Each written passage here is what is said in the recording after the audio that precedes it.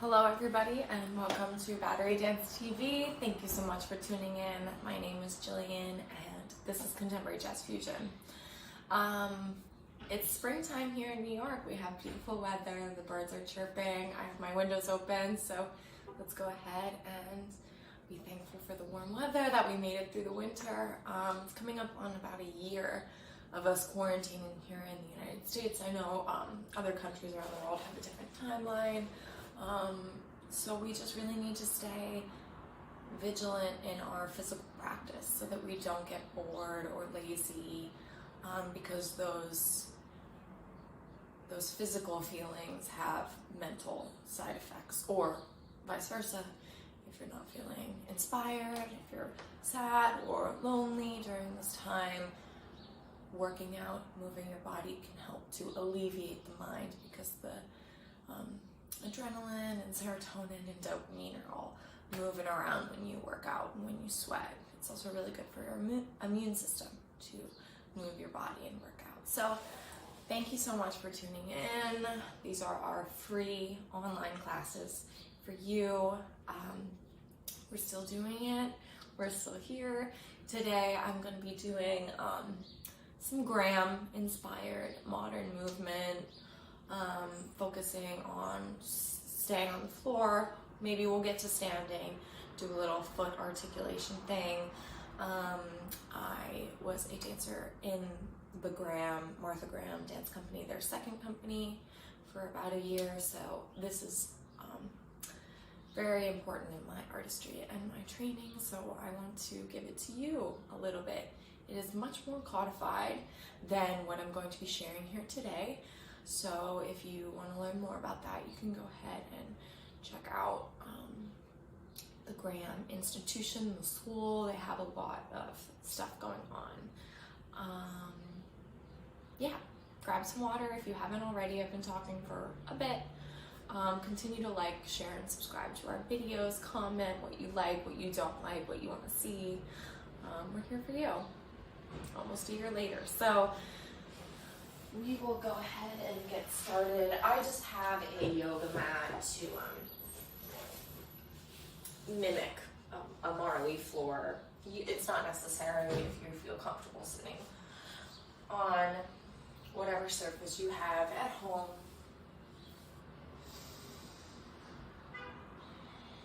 And so the foundation of the Graham technique is on the basis of contraction and release. Contraction is the impetus for movement, and also the release can be an impetus for movement. Between this pelvic torso contraction and release, this is how she gets her choreography and her repertoire, and thusly her technique as we know it today.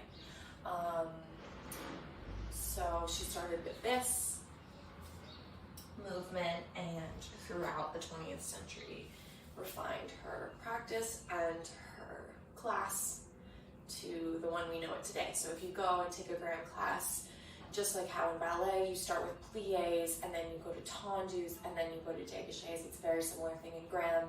We start with our pulse contractions, and then it has a codified sequence. I'm going to be going out of sequence. Like I said, this is not a strict Graham class. I just want to introduce some of the principles to you. So I'll go on the slight diagonal so that you can see my spine. In this sitting position, it's very important always in Graham to have both sitting bones on the ground and our spine is reaching up out of that rooted place, right? But instead of feeling like up, like a crunching, like holding, we want to feel the polar opposite sensation of dropping into the ground, settling our roots deep beneath the subterranean, and then also growing from the crown of the head. So we have this two opposite energies pulling down and pulling up. Our feet are magnetized together. Feel like a little press in between the balls of the feet. That'll just activate the inner legs and the hamstrings and our pelvic floor muscles that we need. Our core is engaged. It's scooping up. It's lifting up. Our rib cage is nice and relaxed, hugged in, and we're breathing into the back ribs. We take our hands to the outside of the ankles, and let's just play with this contraction feeling. So in a Graham contraction, our shoulders and our hips stay on the same plane. So our shoulders are always over our hips. So in this situation, right, it'll be here and up and here and up. Feel like your belly button is pressing back, pulling back, right? I have wide, hollow beach ball feeling. Another thing about your leg position, as the feet are magnetizing together, we want to relax the femurs in the hip, right? So as we press our feet together and lift up tall, imagine like we're melting our femur heads into the socket so that our hips are released. We're not gripping and grabbing so that our knees are up like this. Some of us with tighter hips, the knees will feel relaxed in this place. Some of us will be lower.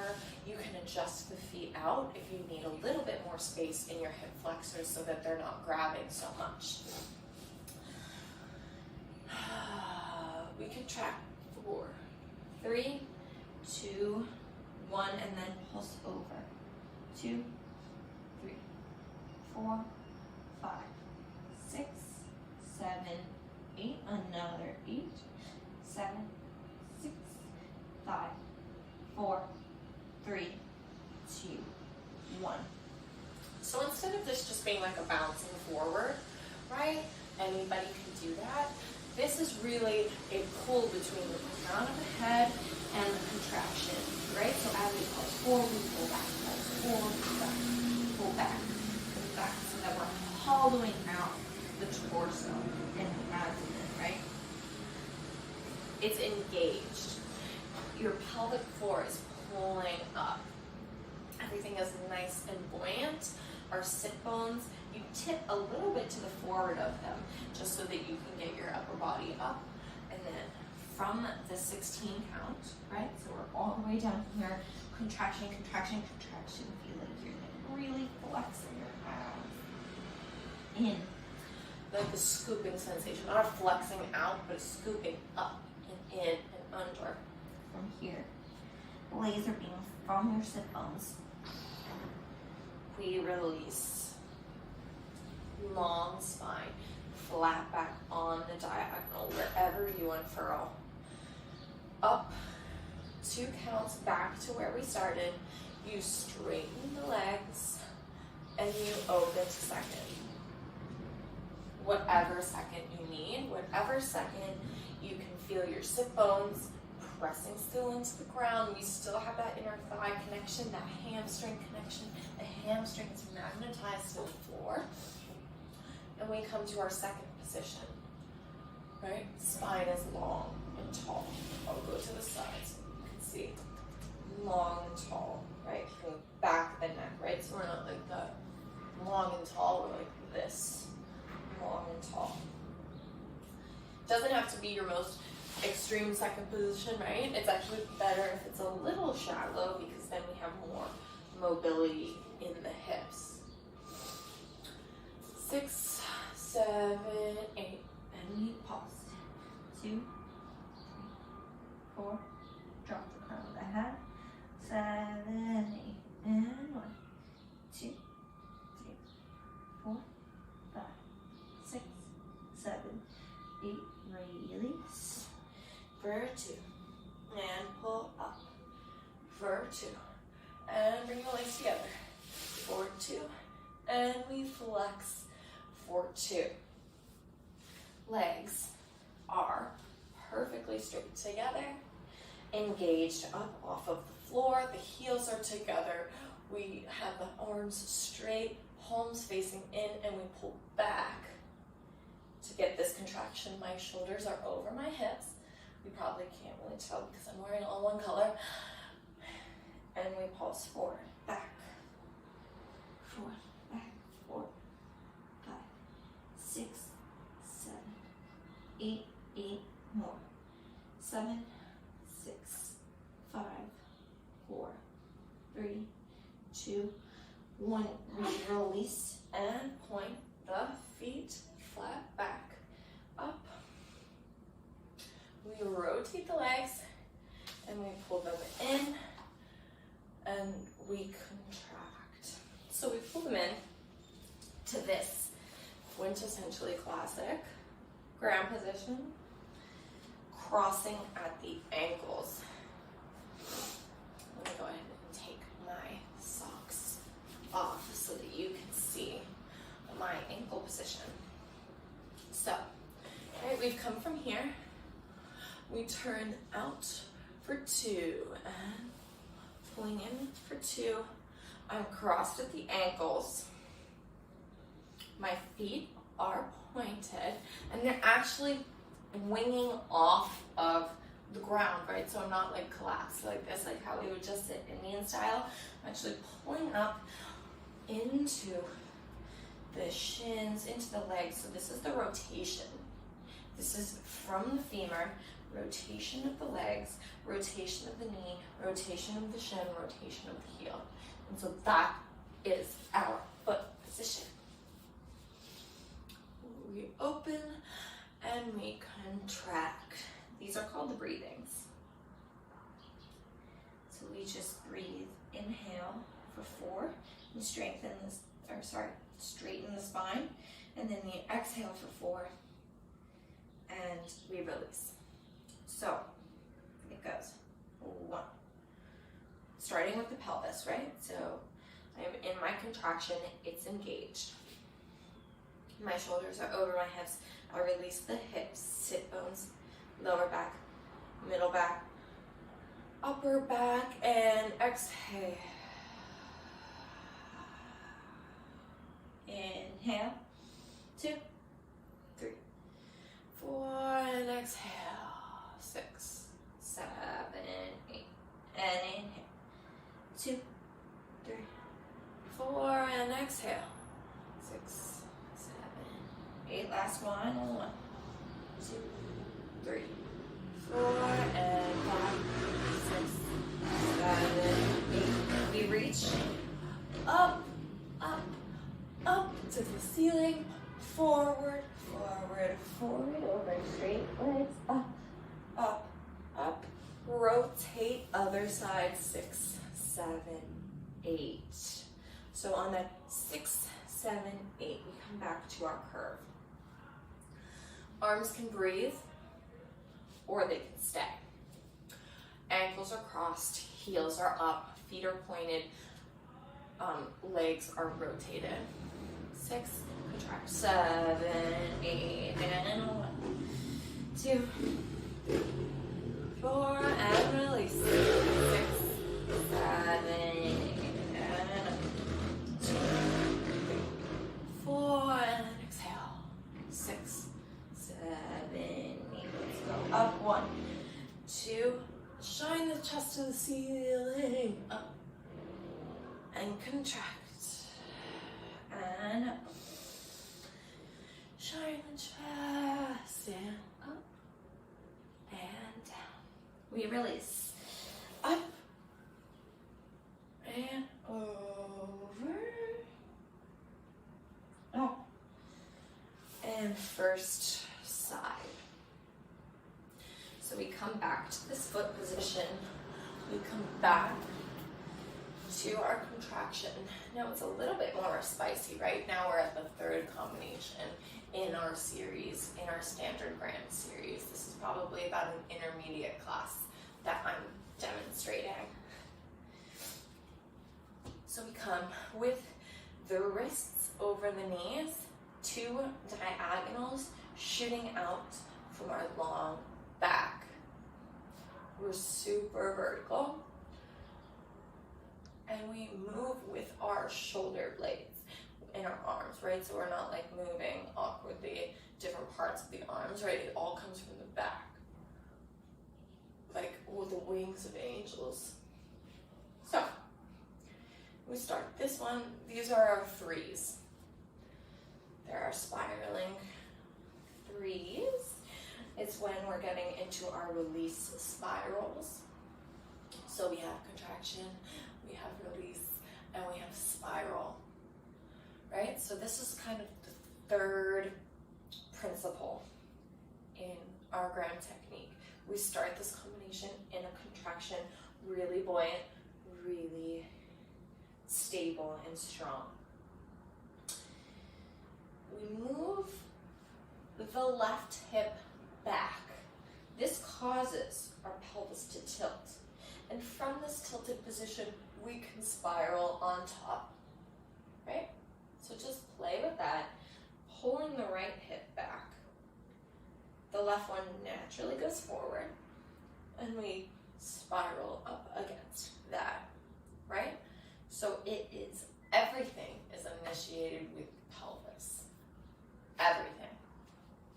So, from our contraction, we'll go to the right, moving the left hip back to a spiral towards the right. Our chin goes directly over this, I'll go back to forward, goes directly over our shoulder, right? So from here, I'm moving my hip. That causes me to unfurl my spine tall. And I'm looking over my shoulder with a stark focus. And then we initiate the pelvis to the center, 2, 3, and contract, 2, 3. Left side, pulling the right hip back, 2, 3, center, 2, 3, and contract, 2, 3. First side again. We'll go 1, 2, 3, and 1, 2, 3, and 1, 2, 3, and 1, 2, 3, and 1, 2, 3, and 1, 2, 3. The next development on this will be arms coming straight. So actually the next development is not that. It would be a sharper initiation 1, and then you increase the spiral, and then increase the spiral. Move to same release, and then with the accent, and 1, and 2, and 3, right? So we're boop, boop, boop. Your furthest that you can go, straight through the middle, and contract. Let's try that again. Use your and count. So on the and, we can start to move the pelvis so that the 1 is really sharp into the movement that we're doing, right? Because the pelvis initiates everything. Putting it an and count prior just makes everything spicier, and that's actually the methodology of her technique. You'll hear them always say, move on the and. 5, 6, and 7, and 8, and 1, 2, 3, and 1, 2, and 3, and 1, 2, 3, and 1, 2, and 3, sharp, 1, 2, 3, 1, 2, and 3, and 1, 2, 3, 1, 2, and 3. Very nice. Shake it out. Yeah, move and groove whatever you need. Switch out the hip flexors.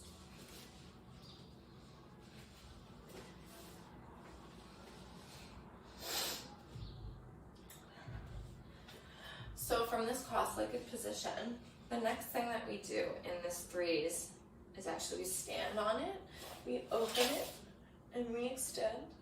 And then we can extend the other leg, changing the spiral over that leg, close this one, and close. And we're on the other side.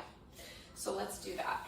The first threes, 1, 2, 3, 1, 2, 3, 1, 2, 3, and 1, 2, 3, 1, 2, 3, and 1, 2, 3, and 1, 2, 3, and then we'll go ahead and we'll do that change on the other side.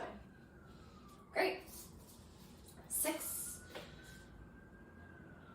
1 and 2 and 3 and 1, 2, 3 and 1, 2 and 3 and 1, 2, 3 and 1, 2 and 3 and 1, 2, 3 and 1, 2 and 3 and 1, 2, 3 and 1, 2 and 3 and 1, 2, 3 and 1, 2, 3 and 1, 2 and 3. Great. Let's shake out. That can be like a really hard position for the feet to hold. So let's go ahead and just give them some love. Put it in your lap. Massage it around.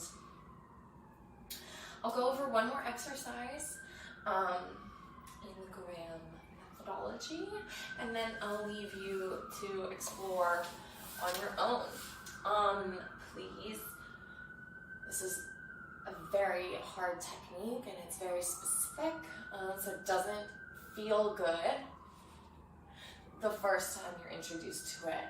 Oftentimes it takes a couple of weeks until we feel, even in the dance world, even when you're a fully trained dancer, to understand the strength of the contraction, the impetus of the release, relaxing in your hip joints, when and how you rotate is different a little bit than ballet. So be nice to yourself. If you don't understand, revisit this same video or go ahead and research other Graham teachers. Like I said, I'm not teaching it as strict as they would, so if you're really interested in learning this technique, I recommend going to them. I just wanted to give you a little taste because I think it's really important in our contemporary world that we have both our ballet technique that is, from the 17th century, 18th century, and then also our modern technique from the 20th century, which is so important. Both are so important. Technique in the up with ballet, technique in the down, in the grounded sensation with modern, with Graham.